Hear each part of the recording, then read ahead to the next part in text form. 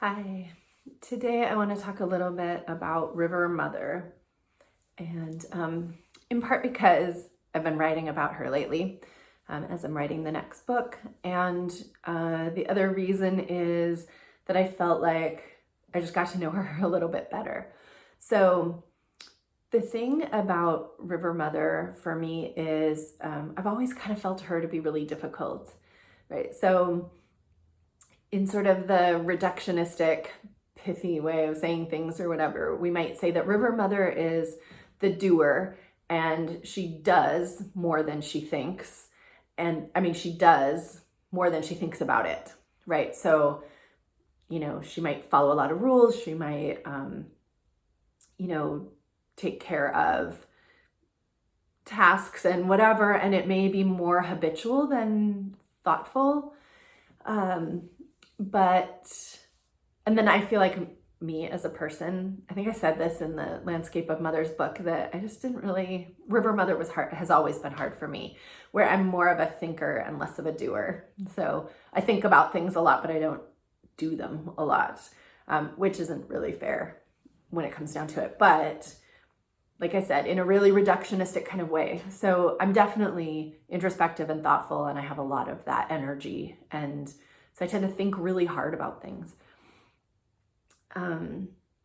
And so I always kind of felt at odds with River Mother, like maybe we weren't, she's not my natural state. And then as I've been writing and thinking about her lately, as I've been writing the field guide book that comes after Landscape of Mothers, I'm realizing that the River Mother actually has this really beautiful relationship between getting somewhere, her purpose, the way that I wrote it in the book, and then this idea that actually the more I'm playing with her, the more I'm realizing that she also has this relationship with the path to get there. So in her strength, she would have not only this vision, this place that she wants to be, understanding the world as she wants it to be, knowing what she wants in the future for herself, for her family, for the world, depending on sort of the scale that she's looking at. And that it's not just like, okay, so now I'm going to go in that direction and being, productive in that direction, but it's also about enjoying that path along the way. So I was reflecting on a friend who I think does this beautifully, and this ability to have a destination, but also to have spaciousness and joy and enjoyment along the path. And it doesn't mean that everything's perfect, but it does mean that there's this way of moving in the world that is about knowing where you're going and having a destination and enjoying the path to get there.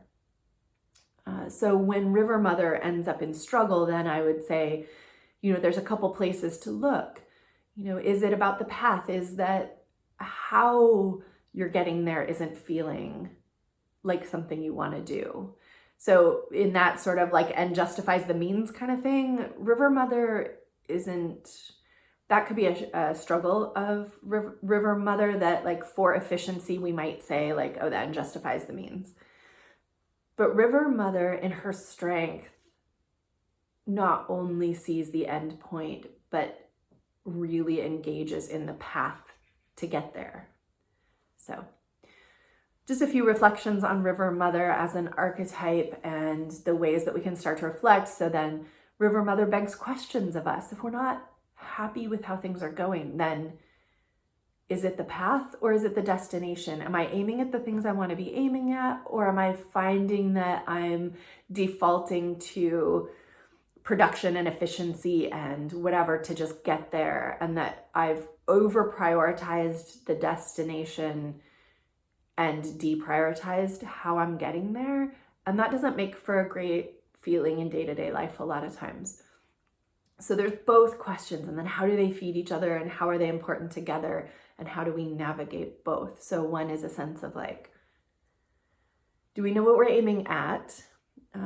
River Mother, so historically the way I've most identified with River Mother is that when I was first raising very small children, I was like, oh, I don't want it to be like this, but I didn't have a vision of what I did want. And so I was sort of moving away from what I didn't want in order to go where I wanted, and thinking that somehow I was magically going to arrive where I wanted to be without defining it, without directing myself in that direction, without kind of choosing a direction.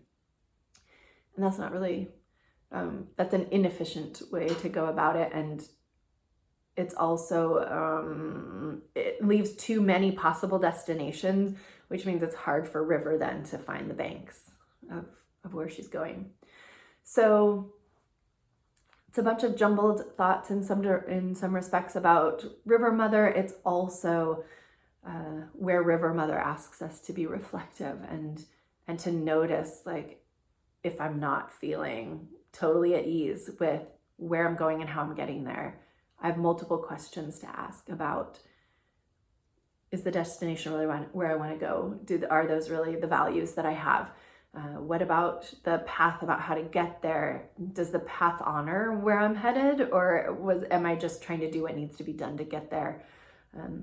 No judgment in any of those. Sometimes any of those can be correct places to be. And then also asking about, like, to really define that destination, that place I want to get to. So there's more information in the book. If you find this interesting and you're wanting to know more about River Mother or any of the other mothers, you can find that in the book. You can get the book on Amazon. The book is called Landscape of Mothers, and you can get it on Amazon or bookshop.com. And there's a link here in YouTube on my title page. So thanks a lot.